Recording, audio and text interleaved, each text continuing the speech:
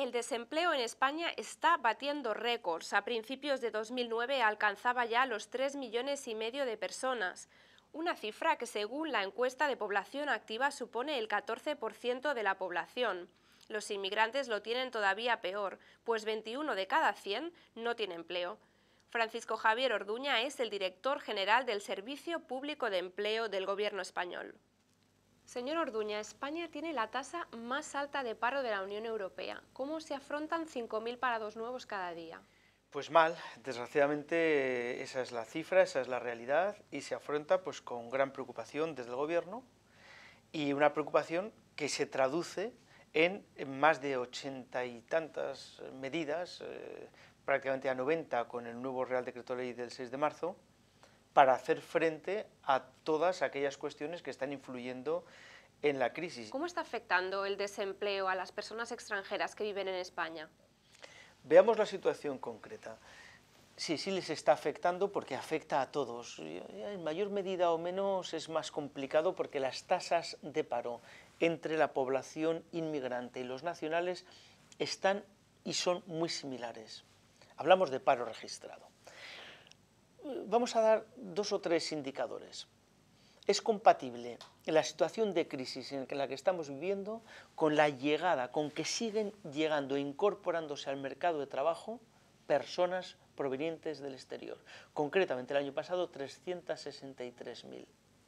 Por tanto, ¿eso qué hace? Presiona sobre el mercado de trabajo porque algunas de ellas van al empleo, y de lo cual pues, todos nos alegramos y nos ponemos contentos, pero concretamente 120.000 quedaron en desempleo.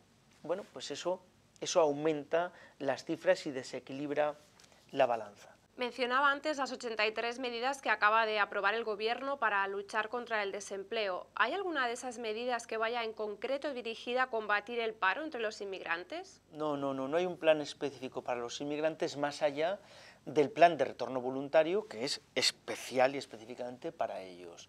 Cuéntenos entonces, ¿en qué consiste ese plan de retorno voluntario? Su propio nombre lo indica, es de retorno voluntario.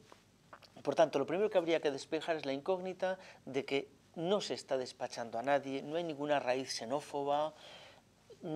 Es más, no es un plan con vocación coyuntural y temporal, ¿no? Es un plan con vocación estratégica y con vocación estructural, es decir, llamado a permanecer en el tiempo, y que pretende que personas que incluso habían pensado, algunas de ellas, salir, volver a su país, darles la facilidad. Estamos hablando de facilidades, acumular lo que les quedaba pendiente de cobrar de la prestación por desempleo, billete para poder volver y alguna otra ayuda de carácter económico que facilite la creación de una pequeña empresa, un pequeño negocio en su país. ¿Cuál es el objetivo del plan de retorno voluntario? ¿Es ayudar de forma solidaria a los inmigrantes que quieren regresar a su país o es liberar el mercado laboral de parados? Pues hombre, van todos unidos. Naturalmente, en la medida en que aquí no hay trabajo y a una persona se le tiene aquí en esa situación, pues no es una medida, socialmente esa situación hay que abordarla.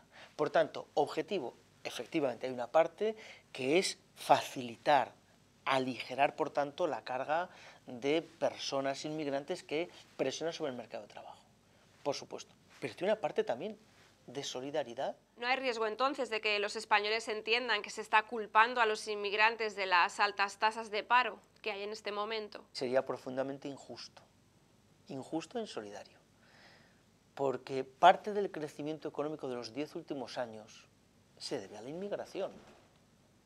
Una parte importante se debe a la inmigración que ha estado presente, que ha estado cotizando, inmigración regular, que ha estado trabajando, consumiendo y por tanto generando riqueza.